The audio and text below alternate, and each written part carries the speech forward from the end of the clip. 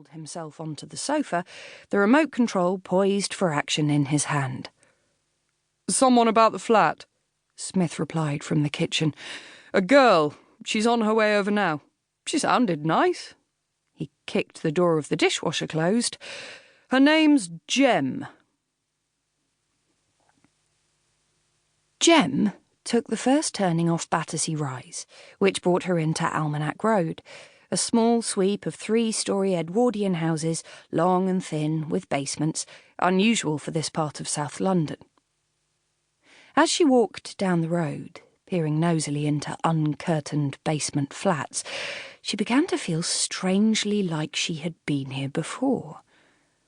There was something familiar about the proportions, the width of the pavement, the colour of the bricks, and the spacing between the weedy saplings that lined the road. Jem stopped outside number 31, and the feeling of familiarity increased further. She suddenly felt safe, like a child coming home after a tiring day out, to a warm house and Saturday afternoon television. Jem glanced down into the basement flat and saw a young man, his back to the window, talking to someone out of view. It was then that she knew she had been here before. Maybe not this exact place, but somewhere very similar. In her dreams, since she was a teenager, a basement flat in a tall house in a terrace, a view through the window at night, the room lit up, a man on a sofa smoking a cigarette whose face she couldn't see. Her destiny. Was this him? Jem rang the doorbell. Chapter 1. The girl standing in the doorway was tiny, about 5'2", black curly hair held on top of her head with pins and clips in some complicated but very feminine style that looked as if it should have sported ivy wreaths. She was post-coitally pretty, with cherry-red cheeks and a bittersweet mouth, the bottom lip drawn back very slightly under the top, and her eyes were bright and mustardy, framed by mascaraed lashes and faint but lively eyebrows. She should have been wearing wood nymph muslins and lacy leather sandals, but instead had on an equally beguiling soft flannel suit with fur at the collar and cuffs, and a short skirt that would have looked obvious on a taller woman. The tip of her nose was winsomely pink.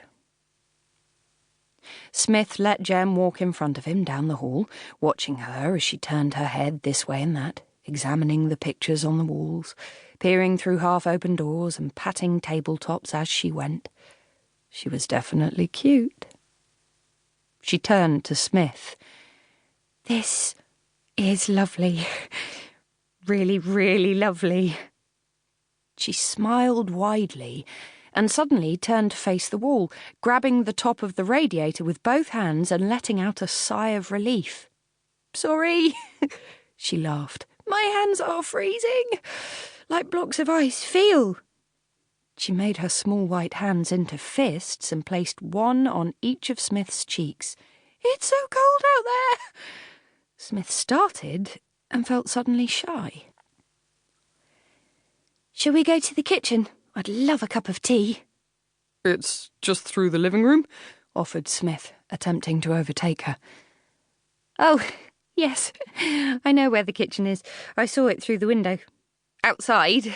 She laughed again. "Sorry, I'm really nosy, and I've seen so many horrible flats tonight. I don't think I could have faced coming in here if it hadn't looked nice." They walked into the kitchen. "My flatmate's around somewhere," said Smith, filling the kettle. "He's probably in his room. He's called Ralph. I'll take you to meet him when the tea's done." Jem was examining a rack of herbs and spices. The plastic lids of the jars were covered in a layer of greasy dust. All of them were full. "Do you and Ralph ever cook?" she asked. Smith laughed.